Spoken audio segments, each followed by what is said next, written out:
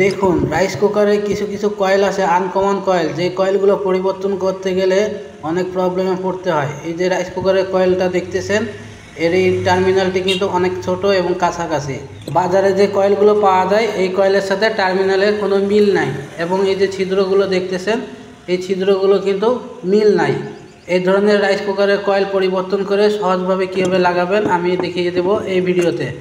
দেখতে পাচ্ছেন এই কয়েলেরটি মাঝখানে বুক উঁচু হয়ে গেছে, এবং এই যে ওরাম কয়েলের যে ঘাটটি আছে এটি কেটে দিতে হবে।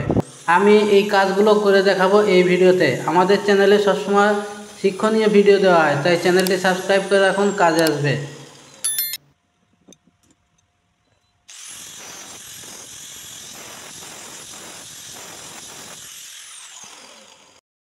প্রিয় দর্শক, দেখতে পাচ্ছেন আমার সামনে একটি রাইস কুকার। এই রাইস কুকার হচ্ছে হুন্ডাই কোম্পানির রাইস কুকার। এই রাইস কুকারের এই সকেটটা পুড়ে গেছে, দেখতে পাচ্ছেন রাইস কুকারের কট সকেট সব কিছু পুড়ে গেছে, এবং এই যে কয়েল আছে এই কয়েলটাও বাঁকা হয়ে গেছে। এমন পরিমাণে বাঁকা হচ্ছে যে মাঝখানে উঁচু হয়ে গেছে এবং চার সাইডে বাঁকা হয়ে গেছে। এই রাইস কুকারের হ্যান্ডেল এবং উপরে যে ঢাকনা, এই ঢাকনার লক ভেঙে গেছে। এবং এই রাইস কুকারে যে কয়েল আছে আর এই রাইস কুকারের যে সিস্টেমটা আছে দেখতে পাচ্ছেন একটু ভিন্ন আছে। এই কয়েলের টার্মিনালটা একদম ছোট এবং কাছাকাছি অনেক। তো এই কাছাকাছি টার্মিনাল এগুলা বাজারে বা মার্কেটে পাওয়া যায় না কিনতে। তো আমি কয়েলটা খুলে নিচ্ছি, কয়েলের যে কানেকশানগুলো আছে স্ক্রুপগুলো আছে সব কিছু খুলে তারপর আমি আপনাদের দেখাবো যে এই ধরনের রাইস কুকারে যদি আপনাদের কাছে আসে রিপেয়ারের জন্য অথবা কয়েল চেঞ্জ করা যদি দরকার পড়ে, কিভাবে আপনারা এই কাজগুলো করবেন, কিভাবে কয়েল চেঞ্জ করবেন আমি এই ভিডিওতে দেখিয়ে দিব। তো এই ভিডিওতে আপনারা ধৈর্য সহকারে শেষ পর্যন্ত দেখলে আশা করি অনেক কিছু শিখতে পারবেন, তাই কোনোরকম টানাইসা না করে শেষ পর্যন্ত দেখবেন, অনুরোধ রইল। আর আমাদের এখানে আপনারা পেয়ে যাবেন রাইস কুকারের যাবতীয় খুচরো পার্টস এবং রাইস কুকারের তলা আমরা সর্বপ্রথম বাংলাদেশে তৈরি করি। এই রাইস কুকারের তলা আমাদের কাছ থেকে আপনারা রাইস কুকারের তলা কিনতে পারবেন। রাইস কুকারের যাবতীয় মাল আপনারা আমাদের কাছ থেকেই পেয়ে যাবেন। আমি এই রাইস কুকারের যে কয়েলটা আছে এই কয়েলটি খুলে নিয়েছি, আমি দেখাবো আপনাদের। দেখেন এই কয়েলের অবস্থা কি, কতখানি বাঁকা হয়ে গেছে এবং এর মাঝখানে বুকটা উঁচু হয়ে গেছে, হাঁড়িটা সমানভাবে বসে না, বারবার সুইচ উঠে যায়, এই প্রবলেম। এখন এই রাইস কুকারের কয়েলের পরিবর্তে যদি আপনারা অন্য কোনো কয়েল লাগান তাহলে এর বডিতে সেট হবে না, কারণ এই কয়েলের ছিদ্রগুলো অ্যাডজাস্ট না। দেখেন রাইস কুকারের কয়েলের ছিদ্রটা 1/2 ইঞ্চি খাটো আছে। বর্তমান মার্কেটে যে কয়েলগুলো পাওয়া যায় দেখেন এই কয়েলগুলো অনেক ভালো মানের কয়েল, এবং এই কয়েলের যে টার্মিনালটা আছে এই টার্মিনালটা কিন্তু মিল নাই বর্তমান কয়েলের সাথে, এবং আগের যে এই কয়েলগুলো ছিল এর সাথে কোনো মিল নাই টার্মিনালের। তাহলে কয়েলটা কীভাবে সেট করবেন, এবং কয়েলের যে স্ক্রুপের জায়গা আছে এই স্ক্রুপের জায়গাগুলো কিন্তু মিল নাই। দেখেন এখানে ওরাম কয়েলের সিস্টেম করা, এই পাশে নাই। এখানে ওরাম কয়েলের সিস্টেম করা, অথচ এটা আসছে স্ক্রুপের সোজাসুজি দিয়ে দিয়েছে। এই জায়গায় দেখেন টার্মিনালটা অনেক ছোট এবং কাছাকাছি, এবং এর টার্মিনালটা একটু দূরে। তো এই জায়গায় যদি আমরা এই কয়েলগুলো সেট করতে যাই তাহলে কয়েলগুলো সেট হবে না। তো আমরা এই কয়েলগুলোই সেট করব, যেহেতু মার্কেটে এই ধরনের কয়েলই পাওয়া যায়। তো এই কয়েলগুলো কীভাবে সেট করবেন আমি এই ভিডিওতে দেখিয়ে দিচ্ছি আপনাদের। প্রথমে এই যে কয়েলটা দেখতেছেন এই কয়েলের যে ওরাম কয়েলের জন্য যে টার্মিনালটি বানানো আছে এই টার্মিনালটি কেটে দিব সমান করে, না হলে এইটি সেট করার সময় প্রবলেম করবে। কিভাবে কাটবেন আমি দেখিয়ে দিচ্ছি, একটি গ্রাইন্ডিং মেশিন দিয়ে কেটে দিতে পারেন। তো আমি এই গ্রাইন্ডিং মেশিন দিয়ে কেটে দিচ্ছি। যতটুকু কাটবেন আমি দেখিয়ে দিচ্ছি কতটুকু কাটতে হবে, একদম সমান করে এখান থেকে কেটে নিতে হবে। আমি আপনাদের দেখিয়ে দিচ্ছি, যতটুকু আমি দেখাচ্ছি অতটুকু কাটবেন। দেখেন এতটুকু কেটে দিবেন, লেবেল করে রাখবেন, প্রয়োজন হলে আবার গ্রাইন্ডিং দিয়ে একটু ঘষে নেবেন, ঘষে একটু ফিনিশিং দিয়ে দিবেন। এখন আমরা যে কাজটি করব, এটি ঘষা হয়ে গেলে এই কয়েলটি আমরা সেট করব। এই কয়েলটি সেট হবে না, কিন্তু আমাদের সেট করতে হবে, বডিটা একটু কাটা লাগতে পারে। তো দেখেন আমি এখানে গ্রাইন্ডিং দিয়ে ফিনিশিং দিয়ে দিয়েছি, আপনারা চাইলে যে কোনো জিনিস দিয়েও করতে পারেন। আমার কাছে একটি কাটিং প্লাস আছে, মানে টিন কাটার যাকে বলে, এটি একেবারে নতুন ইনটেক আমি কিনে নিয়ে আসছি। এগুলো দিয়ে টিন কাটতে অনেক সহজ হয় এবং টিনগুলো অনেক ভালোভাবে কাটা যায়।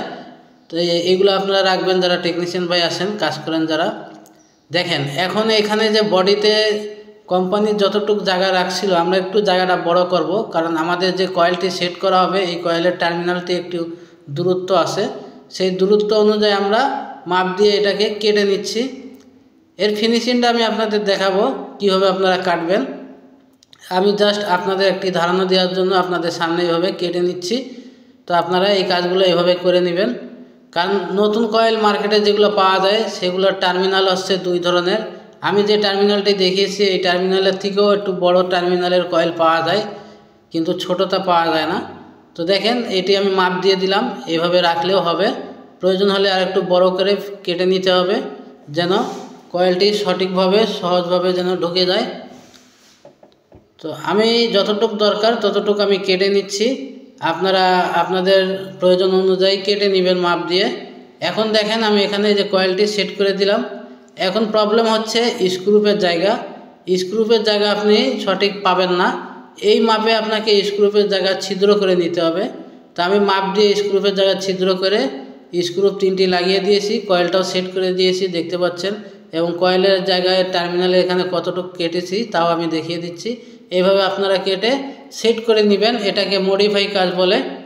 এখন আমরা সুইচের কানেকশানগুলো করব। এটা হচ্ছে থার্মোস্টার, এটা এখানে লাগানো ছিল, তো আমি এই থার্মোস্টারটি এখন দিব না, এই থার্মোস্টার ছাড়াই রাইস কুকার ওয়্যারিং করে দিব। এবং থার্মোস্টার ছাড়া কীভাবে রাইস কুকার ওয়্যারিং করবেন আমি দেখিয়ে দিচ্ছি। থার্মোস্টার সব রাইস কুকারে লাগানো থাকে না, কিছু কিছু রাইস কুকারে থার্মোস্টার দেওয়া থাকে। থার্মোস্টার না হলে কোনো প্রবলেম নাই। এই থার্মোস্টার বাদ দিয়ে আমি থার্মোস্টারের জায়গায় এখানে ফিউজ লাগিয়ে দিব, ফিউজ দিয়ে দিব রাইস কুকারের সিকিউরিটির জন্য। তো প্রথমে আমি এখানে একটি জাম্পার ওয়্যার দিয়ে এখানে কানেকশান করে দিচ্ছি, এটাকে জাম্পার তার বলে। এখানে ফিউজ লাগানো নাই, ডাইরেক্ট একটি তার দিয়ে ওয়্যারিং করা, এবং এটি হচ্ছে কুকের যে সিগন্যাল বাতি, এই বাতিটা এখানে লাগানো। তো আমি এখানে একটি ফিউজ ব্যবহার করব। এই যে সকেটটা দেখতেছেন আমি এই সকেটটি খুলে নিচ্ছি, সকেটটাও পুড়ে গেছে। এই ধরনের যদি সকেট স্পার্ক করে বা পুড়ে কালো হয়ে যায় এই সকেটগুলো আপনারা ব্যবহার করবেন না, এই সকেটগুলো বাদ দিয়ে দিবেন। এখানে কোনো ফিউজ লাগানো নাই, ডাইরেক্ট তার দিয়ে কানেকশন করা ছিল। আমি এখন এখানে ফিউজ লাগিয়ে দিব। আমার হাতে যে সকেটগুলো দেখতে পাচ্ছেন এই সকেটগুলো অনেক উন্নত মানের সকেট। এই সকেটের যে টার্মিনালগুলো আছে কানেক্টর, এই কানেক্টরগুলো সম্পূর্ণ পিতলের কানেক্টর। অন্য অন্য সকেটে দেখবেন আপনারা চৌম্বক যদি ধরান ম্যাগনেট তাহলে ধরবে, এটি অনেক সকেটে থাকে লোহার কানেক্টর। তো আমাদের কাছ থেকে আপনারা এই ভালো মানের কানেক্টর নিতে পারেন, পিতলের কানেক্টর সহজ যে সকেটগুলো উন্নত মানের এগুলো আমাদের কাছে পেয়ে যাবেন। রাইস কুকারের যাবতীয় ভালো মাল এই যে কয়েলটি আমি লাগাচ্ছি এই কয়েলগুলো আমাদের কাছে আপনারা পেয়ে যাবেন। Coil, fuse, magnet, rice cooker কট, সুইচ, যত ধরনের সুইচ আছে রাইস কুকারে সবগুলোই আমাদের কাছে আপনারা পাবেন।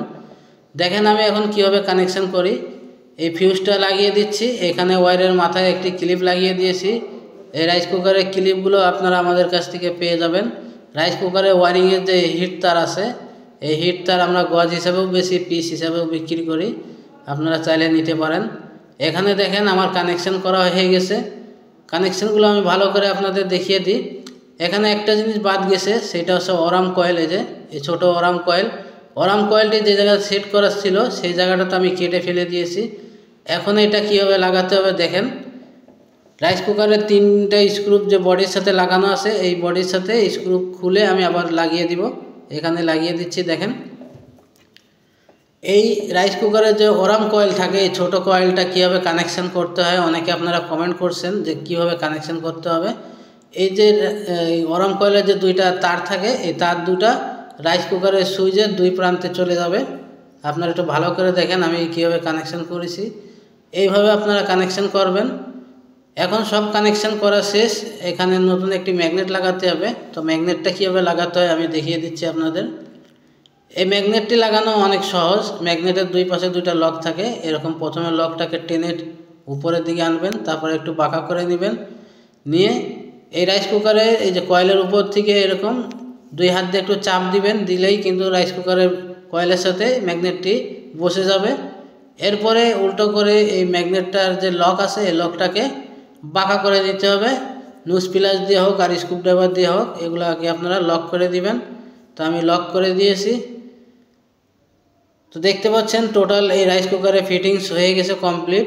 এখন আমরা চেক করব নতুন কয়েল, নতুন ম্যাগনেট, নতুন সুইচ, নতুন ফিউজ সব কিছু কমপ্লিট। এখন আমরা চেক করব যে আমাদের রাইস কুকারটি ওয়ারিংটি পারফেক্টভাবে হয়েছে কিনা। আমি ফ্ল্যাগে দিয়ে দিলাম। দেখেন সুইচ দেওয়ার সাথে এখানে লাল বাতি জ্বলতেছে, সুইচ অফ করলে হলুদ বাতি জ্বলতেছে। তো এই ছিল আজকের ভিডিওটা ভালো লাগলে ভিডিওতে লাইক দিয়ে শেয়ার করে দিবেন। আবার দেখাবেন নতুন কোনো শিক্ষণীয় ভিডিওর সাথে। সেই পর্যন্ত সবাই ভালো থাকেন, সুস্থ থাকেন। আল্লাহ হাফেজ।